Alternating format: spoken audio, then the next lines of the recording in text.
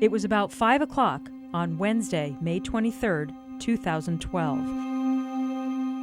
I think I might have been one of the first people called.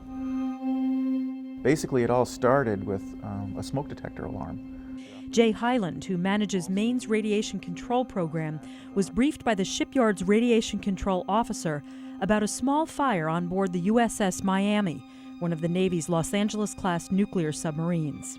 He said he didn't expect it was going to be a big deal at that point in time.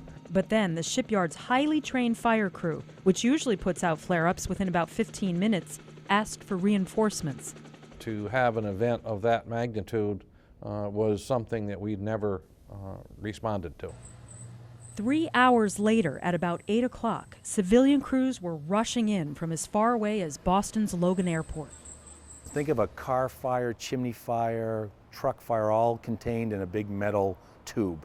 Emergency management officials call it the perfect storm. Power cables and other equipment needed for the specific repairs being done to the Miami posed unique threats to crews. And as many times as locals have trained to fight a fire here at the shipyard, not one of them had ever stepped foot aboard a submarine. You know, a submarine is not easy to crawl around in. You know, during those fires, you can't see a flashlight in front of you. You're doing by feel. Temperatures inside the 6,900-ton steel tube reached nearly 400 degrees, melting the interior. Then there was the smoke. This deck all comes up. That's and the lifted cramped out. space. It was narrow for us to take a camera through when we toured a similar sub. Firefighters had to take off their air tanks, lower down through the hatch, have someone hand them their tank, and then they had to put it on before they even began to navigate the smoke-filled maze. And there was times where they would try to go down a hatch and they could only make it 3 to 4 feet. The 12 minutes that you're going to get out of the air tank just wasn't enough. 7 hours in, at about midnight, crews were exhausted.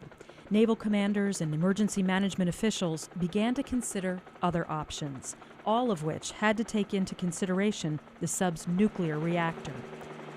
In response to a request filed under the Freedom of Information Act, the Navy said, quote, "A detailed description of a naval reactor is classified for national security reasons." But they did release schematic drawings of what reactors aboard Los Angeles-class submarines, such as the Miami, look like, and detailed information on how they work. They are housed in the aft or back section of the sub, just feet from the crew's living quarters. The Navy says, quote, "There are normally at least 4 barriers that work to keep radioactivity inside the ship. These barriers are the fuel itself, the all-welded reactor primary system, the reactor compartment, and the ship's hull." It's a warship. It's designed to go into harm's way, so it's built to sustain damage if it needs to. Fire, even if it had been in the reactor compartment, although it was in the forward compartment, which is separate from the propulsion spaces, would not have required evacuation of the shipyard. The typical fear of reactors is that they'll explode, like Chernobyl. The way the reactor is designed, it can't actually explode like a bomb.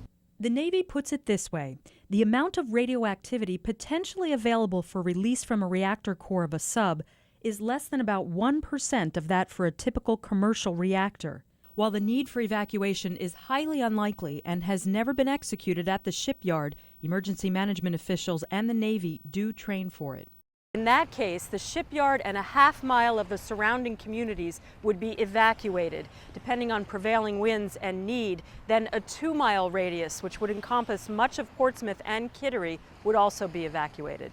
We can evacuate the island from a normal workday in a fairly orderly way. It takes us about 15-20 minutes, and we've got most of the people off the island. But there were still other options. In the wee hours of May 24th, You're hitting it and then you're not getting it, and you have to start thinking ahead, what do I do next? crew commanders began to consider filling the $1.5 billion nuclear sub with fire retardant foam. Foam inside the compartment of the sub, which would have been extremely damaging to the unit. Not something that would normally be done. Even the unimaginable was considered, a last resort, flooding the dry dock, which would sink the sub, and then towing it out to sea. There's water there. I mean, they use water to cool the thing off, and that's the whole idea. You've got a whole ocean that you're sitting in. As dawn approached, crews tried one last traditional method, closing the air vents and covering the sub in plastic to smother the fire. it worked. We remain blessed that no one lost their life during that event. We had some very heroic efforts from the firefighters, both our fire departments and the community that helped us out. I think it's because of the Miami fire. They realized, and we realized, that it could be worse. We almost expect them to be all handled within 15 minutes, and I think that was the learning experience that came from Miami, is that they won't all be handled within 15 minutes.